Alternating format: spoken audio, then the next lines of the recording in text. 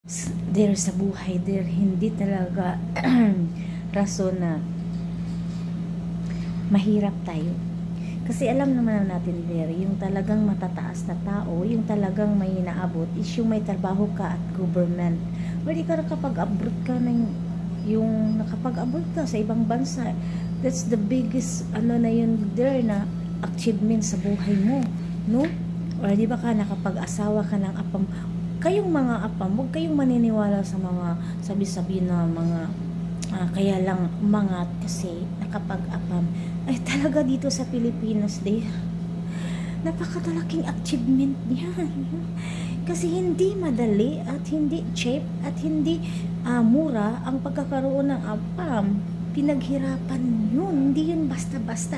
Lalo na tayo dito sa Pilipinas, sobrang nasa isip nilang mangluluko tayo, mangi-scam tayo. Kaya tayo pumatol sa kanila kasi may pera. Hindi lahat po. Tayo kasi mga Pilipina, kapag nakakatulong natin yan yung lalaki na yun, marunong naman tayong magbigay ng return, di ba? Yung good and kind and love, di ba? Padali talaga tayong madidevelop eh. Kaya yung mga basher na kaya nakapag-angat eh. Inggit yun there. Kasi alam nyo, hindi madali. Naghahanap yan ng apam, hindi nakakita. Kasi hindi madali.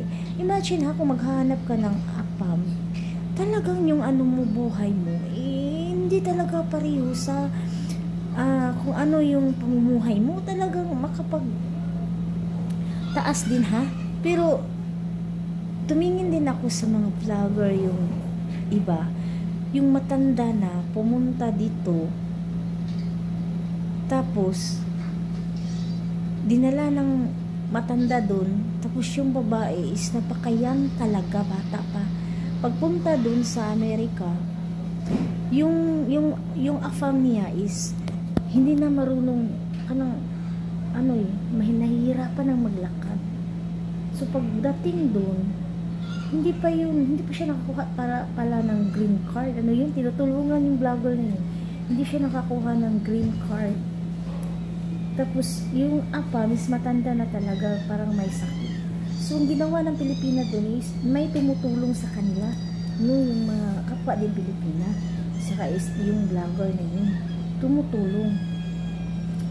Kaya kayo kapag alam niyo yung matanda na deal, hindi na yun makapag-asikaso dun, kayo magpapa-advise na kayo kasi wala akong idea dyan eh. Kung ako, yung idea ko na lang talaga yung kung ako na lang magpa-advise nila ako sa marunong, magpapa-advise ako sa may mga daming idea.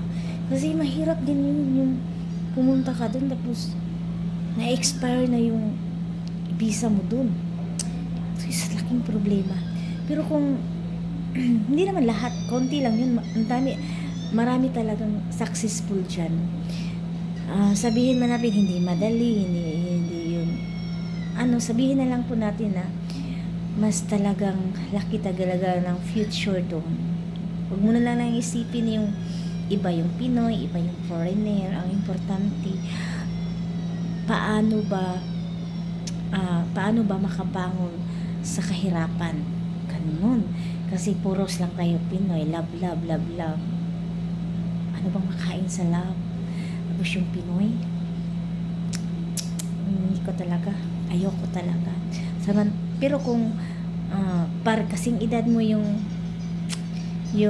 foreigner, hindi bongga na yun there. Pero kung hindi, basta lahat is okay, lahat mga favors mo, ganun, kahit matanda pa yun, okay na din yun. Basta para sa akin ha, hirap maging mahirap.